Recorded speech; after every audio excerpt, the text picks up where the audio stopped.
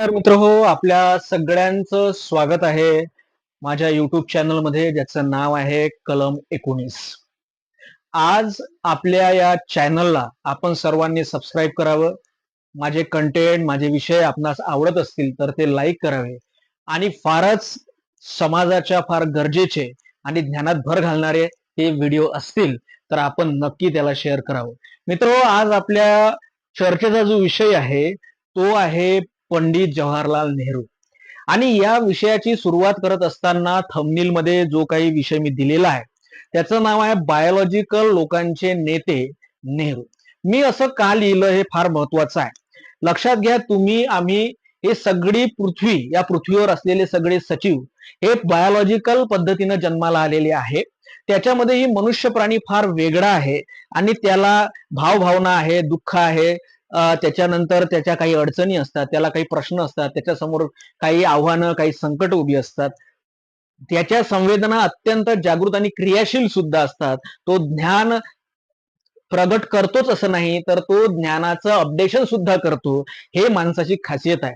सौंदर्य दृष्टी हे त्याच्यामध्ये आणखी खासियत आहे. अशा कितीतरी खासियती त्याच्यात सांगता येतील, कारण तो बायोलॉजिकल असतो. आणि म्हणून मी आणि तुम्ही सगळेच आपण सर्व बायोलॉजिकल भाऊ बंधू आहोत. त्याच्यामध्ये धर्म, जात, पंथ आडवे येत नाही.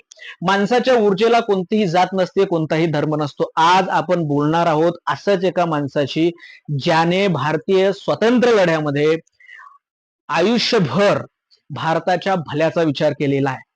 स्वातंत्र्यानंतर ते या देशाचे प्रधानमंत्री झाले, परंतु स्वातंत्र्यापूर्वी त्यांनी या देशाच्या स्वातंत्र्य आंदोलनामध्ये तुरुंगवास सुद्धा पत्करला. 3200 दिवसांपेक्षाही अधिक काळ, म्हणजे जवळजवळ 8 वर्षांपेक्षाही अधिक काळ ते देशाच्या स्वातंत्र्य आंदोलनामध्ये तुरुंगवासात त्यांनी काढलेले आहेत.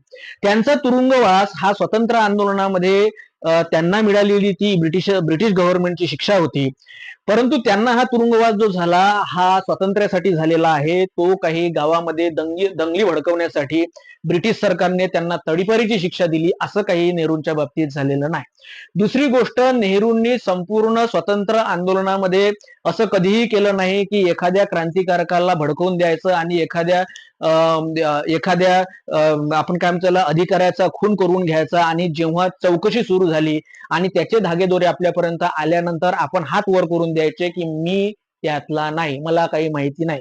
म्हणजे असे धंदे काही नेहरू साहेबांनी केलेले नाही.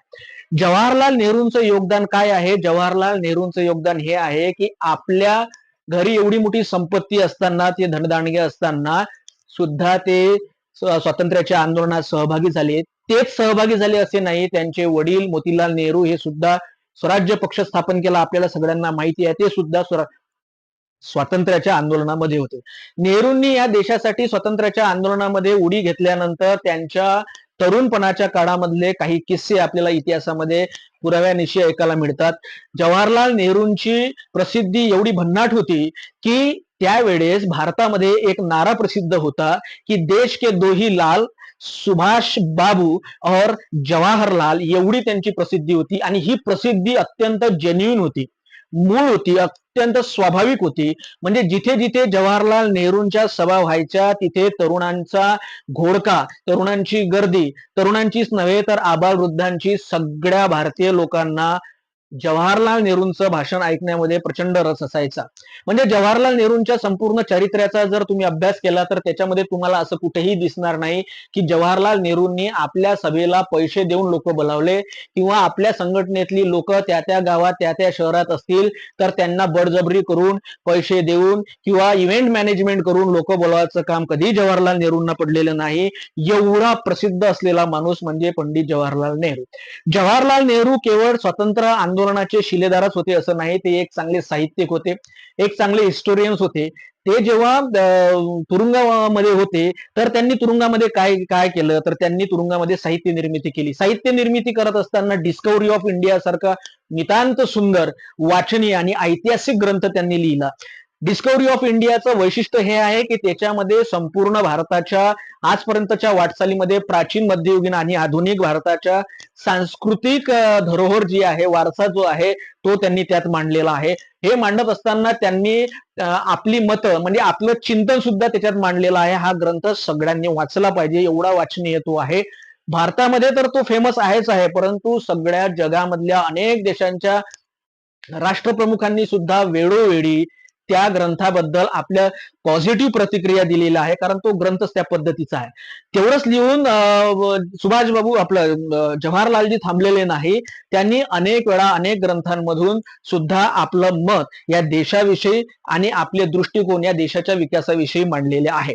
दुसरी महत्वाची गोष्ट की नेहरूंनी जेव्हा ते या देशाचे प्रधानमंत्री झाले आणि त्यांनी परराष्ट्रीय धोरण असेल, औद्योगिक धोरण असेल, कृषी धोरण असेल, सिंचनाच्या क्षेत्रातलं धोरण असेल, वैद्यकीय क्षेत्रातलं धोरण असेल, या सगळ्या धोरणांचा आढावा घेत असताना त्यांची जी दृष्टी होती ही प्रचंड व्यापक होती. लोकशाहीबद्दल प्रचंड आग्रही, धर्मनिरपेक्षतेच्या संविधानिक तत्वाबद्दल ते प्रचंड आग्रही होते. हा त्यांच्या चारित्र्याचा सगळ्यात महत्वाचा भाग आहे. मग हे सगळं एवढं पॉझिटिव्ह असताना सुद्धा नेहरूंना टार्गेट का केलं जातं, नेहरूंची बदनामी का केली जाते, याची थोडीशी कारणमीमांसा आपण अगदी 5 मिनिटांमध्ये घेऊया. कारण नेहरू हा अभ्यासाचा एक अफाट विषय आहे, तो काही एका व्हिडिओमध्ये सामावणारा नाही. कधीतरी भविष्यामध्ये मला असं वाटलं तर मी नक्की नेहरूंवर एक पुन्हा व्हिडिओ करेल. परंतु नेहरूंच्या संदर्भामध्ये एक गोष्ट लक्षात घेतली पाहिजे, नेहरूंची बदनामी काही लोक का करतात, त्याच्या मागे माझं वैयक्तिक मत असं आहे की त्याच्या मागे कारण हे आहे की ज्या कारणांसाठी गांधींची हत्या झालेली आहे आणि गांधींची हत्या झाल्यानंतर ज्यांनी ती घडवून आणली अशा भारतातल्या काही लोकांच्या गँग्सला असं वाटत होतं की आता गांधींची हत्या केल्यानंतर आता आपल्या मनामध्ये या देशामध्ये जे आपल्याला घडवून आणायचं आहे त्याच्या आड कोणीही येणार नाही. परंतु त्यांचे मनसुबे काही पूर्ण झालेले दिसत नाही आणि म्हणून मग त्यांच्या वाटेमध्ये त्यांच्या नियोजनाच्या आड कोण आलं असेल तर नेहरू आलेले आहे. ज्यांनी गांधींची हत्या केली त्यांनी काही लेखांमध्ये आपल्याला असं सापडतं की गांधींची हत्या केल्यामुळं आमची जी काही संघटना आहे ती 50 वर्ष मागे गेली असं सुद्धा काही लोकांनी लिहिलेलं आहे. पण नेहरूंची जर हत्या चुकून अशा लोकांनी केली असती तर त्यांची संघटना ही कमीत कमी 100 वर्ष तरी मागे गेली असती आणि हा धोका त्यांना पत्करायचा नव्हता. आणि म्हणून त्यांनी नेहरूंच्या संदर्भामध्ये असं काही वेगळं जे गांधींसोबत घडलं ते करता येत नाही, म्हणून नेहरूंची बदनामी, पद्धतशीर बदनामी करायला सुरुवात केली. त्यांना हे माहित होतं ह्या देशातले बरीच लोक स्वतः काही शोधण्याच्या भानगडीत पडत नाही, वाचण्याच्या भानगडीत पडत नाही, तर ते सांगणाऱ्याच मोठ्या प्रमाणात, खरं मानणाऱ्या मोठ्या प्रमाणात या देशामध्ये संख्या त्या लोकांची आहे. आणि म्हणून त्यांनी कुजबूज मोहीम आणि कंड्या पिकवणे, जो त्यांचा अत्यंत आवडता उद्योग बऱ्याच वर्षांपासून, बऱ्याच काळांपासून, युगानुयुगापासून होता, तो त्यांनी सुरू केला. नेहरूंची बदनामी करायला सुरुवात केली. आणि मग नेहरू आणि ऍडविना यांचं कसं अफेअर होतं, नेहरू कसे सिगरेट पेत होते, श्रीमंतासारखे वागत होते. आता मला एक सांगा, जो माणूस मुळातच श्रीमंत आहे तो श्रीमंतासारखा वागणारच आहे. मग काही लोक जी आहे ज्यांच्या घरी 2 वेळच्या खायची सोय नाही त्यांनी सुद्धा नेहरूच्या बाबतीत बोलावं, हे आश्चर्य करण्याची गोष्ट आहे.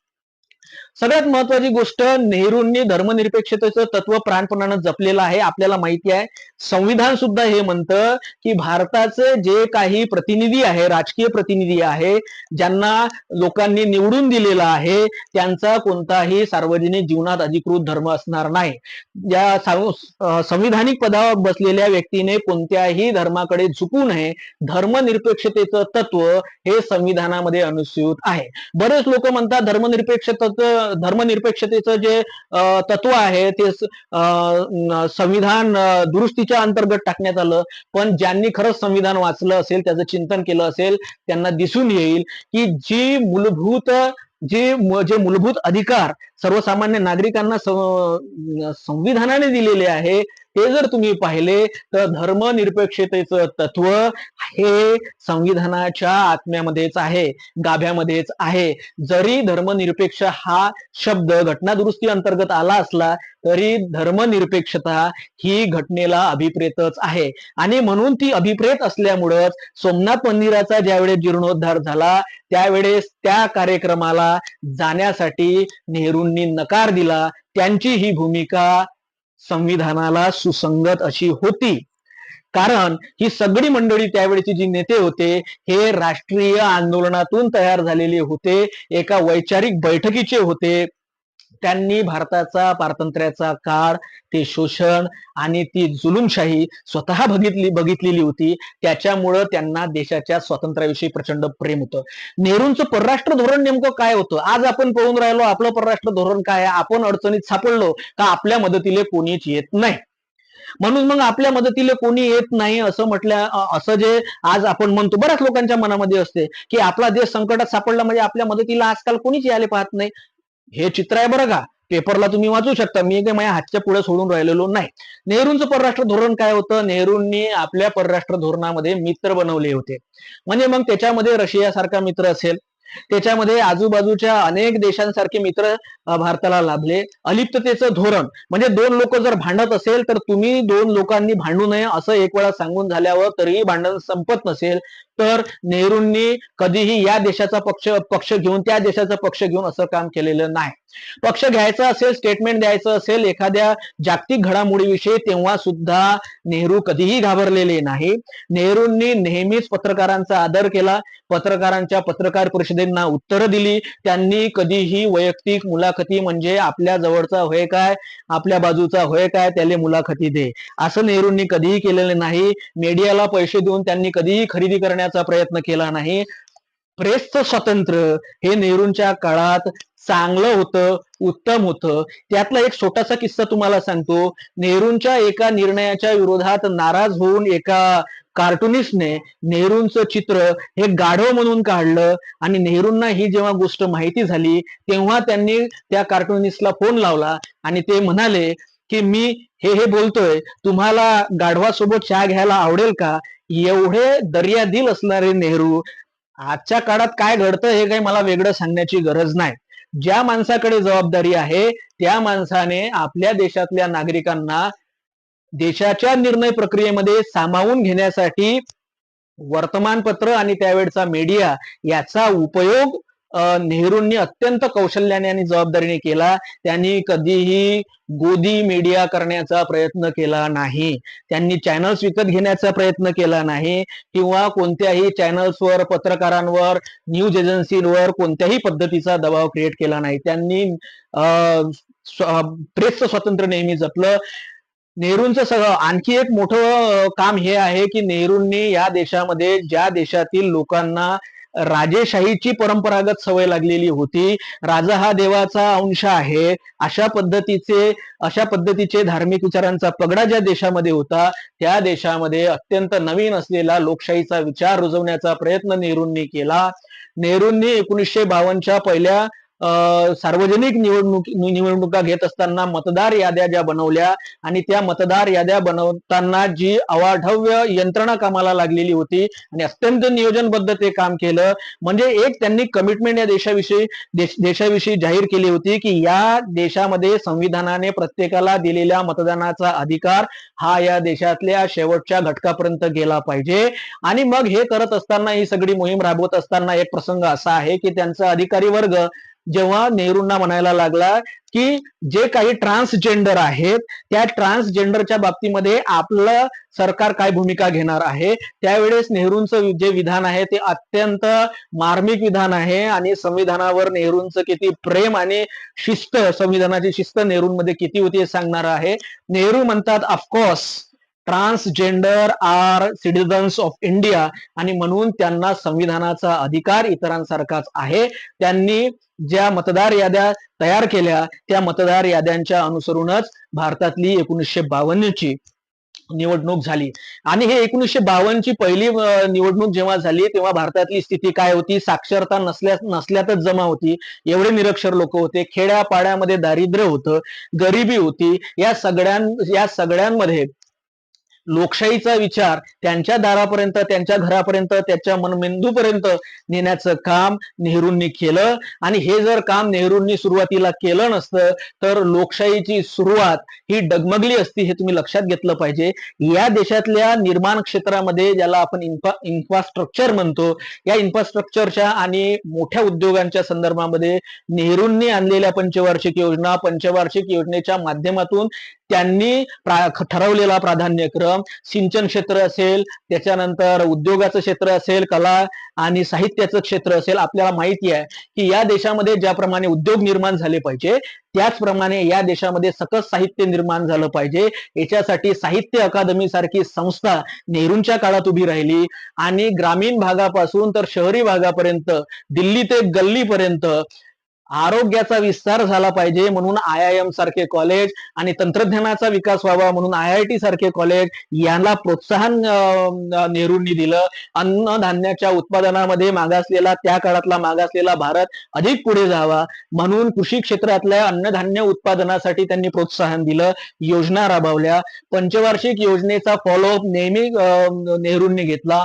नेहरूंनी 1952च्या निवडणुकीच्या वेळेस ज्या सूचना सुद्धा भारतातील वेगवेगळ्या लोकांकडून, संघटनांकडून पहिल्या निवडणुकीच्या संदर्भामध्ये मागवलेल्या होत्या. लाखाच्या वर सूचना, लाखाच्या वर पत्र ज्यावेळेस सरकारकडे प्राप्त झाली, एक वैशिष्ट्य हे होतं, नेहरूंच्या प्रशासनामध्ये जबाबदारी ही फार महत्वाची होती. नेहरूंनी त्या सगळ्या लाखो पत्रांना उत्तर दिलेली आहे आणि सविस्तर उत्तर दिलेली आहे. प्रशासनाला त्यांनी सांगून ठेवलं की कोणत्याही नागरिकाच्या पत्राला, समस्येला आपल्याला सोडून चालणार नाही, म्हणून त्यांचं समाधान होईल असं उत्तर आपण त्यांना पाठवलं पाहिजे.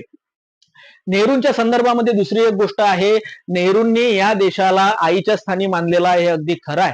त्यांनी भारताला मदरलँड मानलेला आहे आणि आईसारखंच प्रेम या देशावर त्यांनी आयुष्यभर केलेलं आहे, त्यांच्या पिढ्यांनी केलेलं आहे. परंतु जेव्हा जेव्हा हे नेहरू दुसऱ्या देशामध्ये गेले तेव्हा मात्र त्यांनी एक काळजी फार महत्वाची घेतलेली आहे. आपल्या देशाला मदरलँड म्हणत असताना त्यांनी इतर कोणत्याही देशाला फादरलँड म्हटलेलं नाही. दुसरी गोष्ट अशी आहे, आणखी एक महत्वाचा विषय, चिंतनाचा विषय असा आहे की नेहरूंचे विचार फार स्पष्ट होते. नेहरू जेव्हा तुरुंगामध्ये होते तर त्यांनी साहित्य निर्मिती केली आहे. ते काही इतरांसारखे भिंतीवर कविता आणि कागदावर माफीनामे लिहत बसलेले नाही. जेव्हा मी माफीनामे असा शब्द उच्चारतो तेव्हा माझ्याकडे पुरावे असतात आणि माझ्याकडेच केवळ पुरावे नाही तर गेल्या काही दिवसांच्या आधी या देशातल्या न्यायालयामध्ये सुद्धा जेव्हा साक्षी झाल्या तेव्हा त्या साक्षीमध्ये एका गृहस्थाने हे मान्य केलेलं आहे की माफीनामे लिहून देण्यात आले होते. त्याच्यामुळे मी काही नवीन माझ्या हातचं सांगत नाही. नेहरूंनी असं कधीही केलं नाही. नेहरू हे अत्यंत धैर्यशील व्यक्तिमत्व होतं. नेहरू हे उदार व्यक्तिमत्व होतं. या देशावर आईप्रमाणे प्रेम करणारं, या देशातल्या बायोलॉजिकल लोकांना ज्यांना अडचणी होत्या, ज्यांच्याकडे दारिद्र्य होतं, ज्यांच्या पिढ्यांचं शोषण इथल्या राजकीय व्यवस्थांनी वेगवेगळ्या काळामध्ये केलं होतं, त्या सगळ्यांच्या सुखदुःखाशी तादात्म्य पावणारं एक नेतृत्व म्हणजे नेहरू होते. याचा अर्थ असा की बायोलॉजिकल लोकांचं दुःख समजून घेणारा नेता, बायोलॉजिकल भारतीयांचं दुःख निवारण करण्यासाठी आपल्या हातचं काहीही राखून न ठेवता ते सगळ्यांसाठी खुलं करणारा नेता म्हणजे नेहरू होते. खुला करणारा नेता, वाहून घेणारा नेता जेव्हा मी म्हणतो त्याचं कारण असं, नेहरूंनी राजकारणातून संपत्ती कमावली नाही तर त्यांनी राजकारणासाठी, या देशाच्या भवितव्यासाठी आपल्याकडे असणारी संपत्ती देशाला दान करून दिली. एवढे उदार मनाचे आणि भारतावर प्रचंड प्रेम करणारे आणि संविधानाची बांधिलकी मानणारे नेहरू होते. नेहरूंच्या काळामध्ये, प्रशासकीय काळामध्ये सर्वात महत्वाची गोष्ट काय झाली असेल तर त्यांनी निर्माण क्षेत्रामध्ये महत्वाचं काम केलं, सिंचन क्षेत्रामध्ये महत्वाचं काम केलं, आरोग्य क्षेत्रामध्ये, शिक्षण क्षेत्रामध्ये महत्वाचं काम केलं, साहित्य निर्मितीच्या क्षेत्रामध्ये की या देशातल्या तरुणांना आपला विचार मांडण्यासाठी, साहित्याच्या रूपाने प्रगट होण्यासाठी सुद्धा त्यांनी वाव दिला. नेहरू हे धर्मनिरपेक्ष होते. भारतामध्ये ज्या वेळेस संस्थानाचं विलिनीकरण सुरू होतं, 5-6 संस्थानिकांनी या देशामध्ये विलीन होण्यास नकार दिला. त्यातली काही संस्थानं पाकिस्तानमध्ये विलीन होऊ इच्छित होती, काही स्वतंत्र राहू इच्छित होती. अशा काळामध्ये हा खणखण असलेला देश, त्यावेळेस एकसोय दोष नव्हता, जसा आज भारत नावाचा देश आहे त्यावेळेस नव्हता. संस्थानाचं विलिनीकरणाच्या या सगळ्या प्रक्रियेमध्ये काश्मीर असेल, जुनागड असेल, त्रावणकोर असेल, जे हट्टी संस्थान होते, जे भारतात विलीन व्हायला तयार नव्हते, त्यांच्यावर लष्करी कारवाई करण्यामध्ये जिथे वल्लभभाई पटेल पुढे होते, तर इतर संस्थानाशी डीलिंग करण्यामध्ये, त्यांना आश्वस्त करण्यामध्ये पुढाकार घेतला होता तो जवाहरलाल नेहरू यांनी. आणि हे आश्वस्त झाल्यानंतरच आणि आवश्यक तिथे लष्करी कारवाई झाल्यानंतरच ही एवढी संस्थानं देशामध्ये विलीन झाली. नेहरूंचं योगदान हे देश उभं करण्यामध्ये आहे, देशाला तोडण्यामध्ये नाही.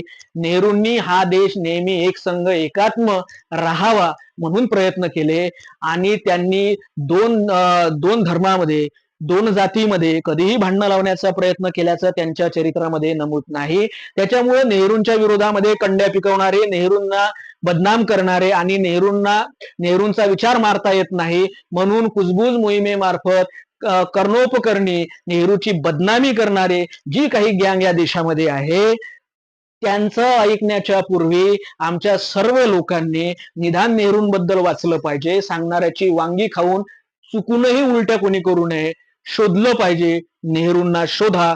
नेहरू हे या देशातल्या बायोलॉजिकल लोकांचे, ज्यांना सुख दुःख संसार आहे, ज्यांना अडचणी आहे, ज्यांना आव्हानं आहे, ज्यांच्यामध्ये संवेदना आहे, त्या सगळ्या तुमच्या आमच्या भारतीय बायोलॉजिकल लोकांचे ते नेते होते.